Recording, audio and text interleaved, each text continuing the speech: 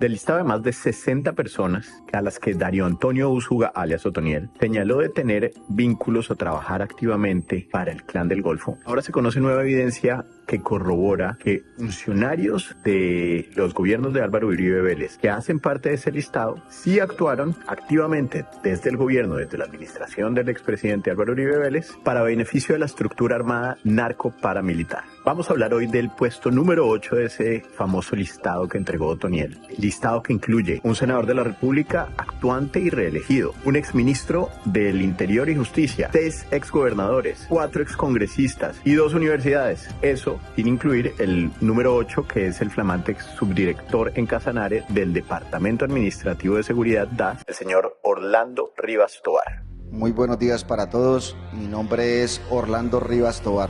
Recordemos que el pasado 18 de septiembre en Casanare, 21 militares, entre ellos un general retirado del ejército, 2 civiles y un exfuncionario del extinto DAS, reconocieron su responsabilidad ante la Justicia Especial para la Paz, JEP, por la ejecución extrajudicial de al menos 296 personas, 296 civiles que hicieron pasar como falsos positivos. Que nuestras vidas quedaron rotas, preguntándonos por qué nos asesinaron a nuestros familiares indefensos. Estos colombianos fueron presentados como bajas en combate en coordinación con los paramilitares. El testimonio más impactante de esos 21 militares y esas 2 civiles y este exfuncionario fue el del señor Rivas Tovar, efectivamente, quien contó cuál fue el papel del DAS durante esos hechos y corroboró lo dicho por alias Otoniel ante la JEP. El rol del DAS. Aquí nos interesa resaltar hasta dónde pudo llegar ese rol de una institución como el DAS en la comisión de estos asesinatos. Pero en esta precisa oportunidad mi objetivo es reconocer que en mi calidad de director del DAS de Casanare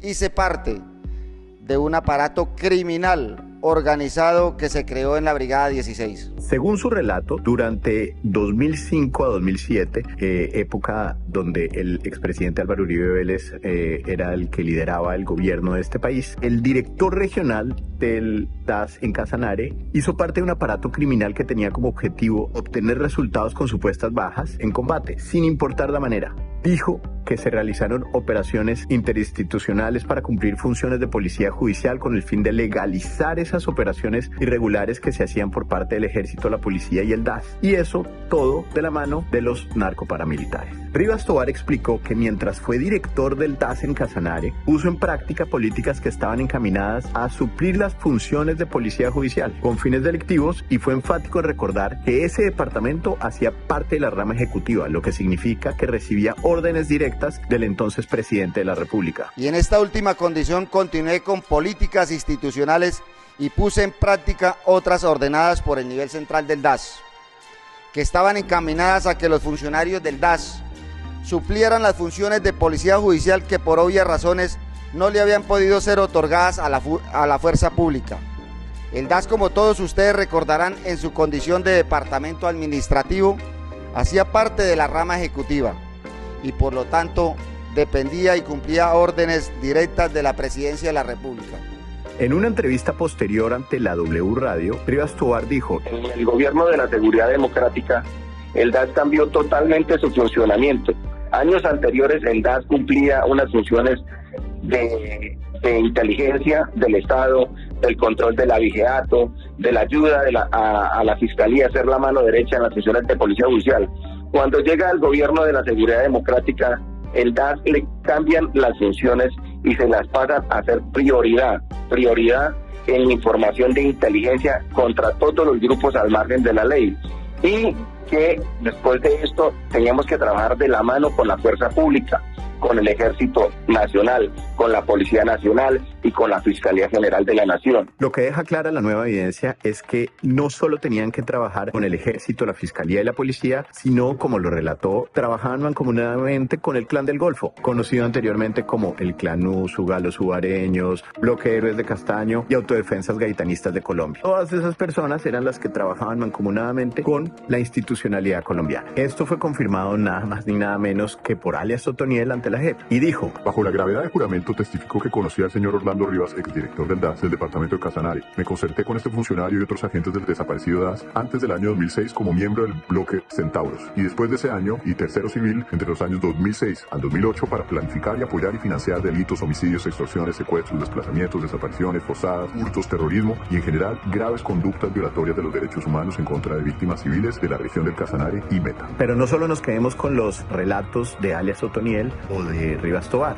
Para confirmar esta modus operandi, esta columna obtuvo un informe realizado por el señor Orlando Rivas Tovar, fechado el 26 de julio de 2005 y dirigido en ese entonces a José Miguel Narváez Martínez, el ex subdirector del DAS, condenado por el asesinato del periodista Jaime Garzón. Este personaje, fuera de ser parte de la entraña de los paramilitares, era también del núcleo íntimo del expresidente Álvaro Uribe Vélez. Viene al lugar el chiste que alguna vez dijo Jaime Garzón: hay que rodear al expresidente, no vaya a ser que se nos escape. Vamos a Narváez. Este fue el creador del grupo de inteligencia llamado G3 dentro del DAS, cuyo nombre real era Grupo de Inteligencia Estratégica, que en la práctica funcionó como un brazo criminal del DAS para hacer seguimientos e interceptaciones ilegales contra opositores, todo el que se opusiera al gobierno del expresidente Álvaro Uribe Vélez, entre ellos defensores de derechos humanos, periodistas independientes y magistrados de las altas cortes. Como lo demuestra el reporte obtenido por esta columna, era Narváez quien coordinaba directamente desde el G3 con las seccionales del DAS para recibir supuesta inteligencia con el fin de estigmatizar y asesinar a líderes regionales y presentarlos como supuestos guerrilleros. Todas las personas aparecidas en el reporte que les vamos a traer ya no nos acompañan lastimosamente. Por eso dejémoslo claro, la seccional regional del DAS producía un reporte con inteligencia ficticia que decía que estas personas eran parte de un grupo guerrillero terrorista. Con esa supuesta evidencia, el G3 coordinaba el ajusticiamiento de estas personas. De nuevo, no hay nada más que decirlo como delitos de asesinato y extorsión. Y pese a la gravedad de toda esta situación y de tener evidencia, hace mucho tiempo la Fiscalía no ha hecho nada y se ha sentado en esta evidencia. Desde el 2 de mayo del 2022, hace más de un año y medio, el ente investigador tiene en su poder la famosa lista de 64 personas a las que alias Otoniel señaló de tener vínculos o trabajar directamente para el Clan del Golfo. Lastimosamente, la Fiscalía ha dejado empolvar este listado y esta información sin importar la confirmación que ahora entrega Rivas Tovar sobre estos hechos, siendo él uno de los mencionados en ese listado. Esta columna pudo obtener información privilegiada que demuestra que lo único que han hecho los investigadores de la Fiscalía con este listado fue un cruce de correos. En ese cruce de correos, el adjunto era documento 3 y aunque se adjunta el listado, la comunicación establece: buenos días, doctores, comedidamente y cumpliendo con instrucciones del doctor Tiberio Vera Amaya, me permito solicitar descolaboración a fin de verificar de manera urgente, mayúsculas, la lista anexa que corresponde a las personas mencionadas por el ex postulado Dario Antonio Úsuga David, alias Mauricio Otoniel, en la diligencia ante la JEP, a fin de establecer si aparecen vinculadas con miembros de las AUC y si fueran objeto de compulsa de copias. Pues de urgente nada y de compulsa de copias menos. Eso fue el 2 de mayo del 2022, hace más de un año y medio, lo que quiere decir que no ha pasado nada con esta manifestación de urgencia sobre este tema, y la única entidad que ha movido o que sí ha movido ante esta información y ante la gravedad de esta situación es la JEP. Por eso hagamos un recorderis de qué es lo que trae este listado de alias Otoniel. Otoniel declaró, entre otras cosas, que el exdirector del DAS, Jorge Noguera, era una pieza clave entre el gobierno de Uribe y el Clan del Golfo, y concertó con los paramilitares para el nombramiento de Rivas Tovar como director de ese organismo en el departamento del Casanare y poner esa entidad a la función de lo que determinara el Clan del Golfo. Pero no paró ahí, y esto ha sido objeto de otros artículos y otras columnas. Alias Otoniel también señaló que el exministro de Interior y Justicia, Sabas Pretel, como funcionario cercano del expresidente Uribe, era una pieza clave y muy cercana a Vicente Castaño, nada más y nada menos que el ministro del Interior y Justicia del presidente Uribe, siendo una pieza articulada con el narcoparamilitarismo. Recordemos que ese ministro se encuentra condenado por la compra de los votos parlamentarios para la aprobación de la reforma constitucional que hizo posible la reelección de Álvaro Uribe en el proceso conocido como la crisis política. Pero no para ahí. Otra persona mencionada en el documento que tiene la JEP y que hace parte de lo acervo probatorio que tiene la Fiscalía, pero no hacen mucho con ella, es es el senador Miguel Ángel Pinto, que fue presidente del Senado encargado hasta junio del 2023, que actualmente está con su silla en el Congreso como miembro del Partido Liberal y cuenta con acusaciones muy serias que no han sido investigadas. Sobre el senador liberal Miguel Ángel Pinto, Otoniel dijo: con ese sí yo hablé personalmente varias veces. Esa zona que yo manejaba era Guachetá. Las zonas que yo manejaba abajo con el Piedemonte Llanero. Él iba a hablar de apoyo político. Milton bajó a hablar conmigo como 2 veces. Fuera de Miguel Ángel Pinto, en ese listado de evidencia que entregó alias Otoniel, también se encuentra el ex senador Milton Rodríguez Sarmiento del partido de la U, el ex senador Carlos Cárdenas Ortiz también del partido de la U, el ex representante a la Cámara Liberal por el Casanare Jorge Camilo Abril Tarache y nada más ni nada menos el ahora candidato a la gobernación de Antioquia, Luis Pérez Gutiérrez, así como lo oyen. Y para no decirlo en palabras nuestras ni parafrasear ninguna situación de la evidencia, digámoslo en las mismas palabras que lo dijo Otoniel. Y había un político que sí iba mucho a la región, en las gaitanistas, como el 2009 fue el exalcalde de Medellín. Él mantenía mucho con Salvador, alias Mi Sangre, de la oficina de Medellín, que estaba abajo en el Urabá con nosotros. Iba mucho el exalcalde que ahora es candidato, mantenía allá en Catalina por todo lado. Pérez, Luis Pérez, fue alcalde de Medellín y exgobernador de Antioquia. Todo esto es muy grave, pero no para ahí. Las acusaciones de alias Otoniel también llegan a instituciones. Según Otoniel, las diferentes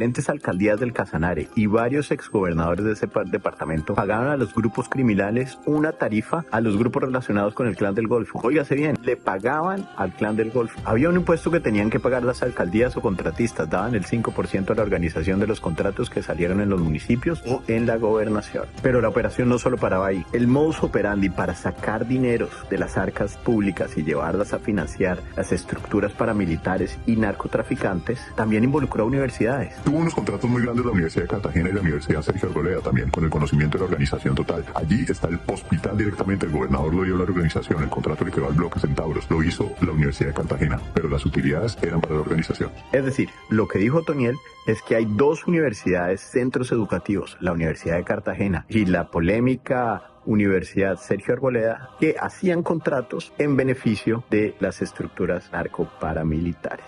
Y esto sin hablar de los generales del ejército, aquellos que alias Otoniel ha acusado y ha dicho con evidencia que hacían parte de esta organización y que eran financiados y pagados por esta organización. El primero, Mario Montoya, y el segundo, el general Leonardo Barrero Gordillo, quienes fuera de ser acusados por Otoniel como narcotraficantes de las fuerzas militares, han sido premiados por el expresidente Uribe con distinciones, entre ellas una del DAS, firmadas por Jorge Noguera, otro participante de la lista y de los que hacían parte de la estructura del Clan del Golfo, el mismo día que renunció al organismo de inteligencia para irse de cónsul en Milán, Italia, premiado por el expresidente Uribe. Y nada ha pasado, en parte porque 3 días después de la elaboración de este listado y de la declaración de alias Otoniel ante la JEP, el expresidente Iván Duque lo extraditó de manera urgente a Estados Unidos y con eso sacó del país la realidad que estaba compartiendo este criminal ante esta jurisdicción. Pasada las 5 de la tarde, en un avión de la DEA, partió desde aquí, desde la base de la Policía Antinarcóticos hacia Nueva York, más exactamente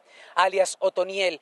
Todo el proceso de extradición fue un misterio. En Colombia, este asesino queda con 122 procesos pendientes y 7 órdenes de captura por homicidio agravado, abuso sexual de menores, reclutamiento forzado y desplazamiento, entre otros crímenes. Pero ahora que esos 21 militares en retiro de diferentes rangos, el exdirector regional del DAS en Casanare y 2 civiles aceptaron su responsabilidad de 296 casos de falsos positivos en ese departamento, 296 casos de falsos positivos solo en un departamento, el expresidente Uribe dijo que la JEP lo único que hacía era estimular a reconocer delitos no cometidos.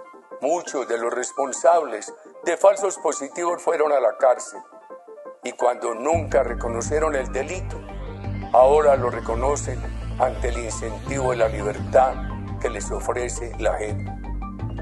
El diseño de la JEP estimula, en aras de la libertad, a reconocer incluso delitos no cometidos. Pero todo parece que es lo contrario, y es que la JEP está evidenciando delitos cometidos durante el gobierno de Uribe que él no quiere reconocer, y realizando el trabajo que la Fiscalía, manejada por los aliados del uribismo, no han querido hacer. Tal vez por eso el Centro Democrático hizo todo lo posible y sigue haciendo para desvirtuar el trabajo de la JEP y para evitar la creación y funcionamiento de esa entidad que ahora nos trae todas estas verdades. En conclusión, el expresidente Uribe y los siguientes de esa famosa lista de 64 personas que han trabajado y colaborado con la estructura del Clan del Golfo entregada por alias Otoniel, deberían estar preocupados asegurando su defensa jurídica porque, aunque las acusaciones están quietas y escondidas en la Fiscalía, en la JEP vienen avanzando lentas pero seguras. Y en el tema de verdad, reparación y justicia, es mejor que cojee a que nunca llegue.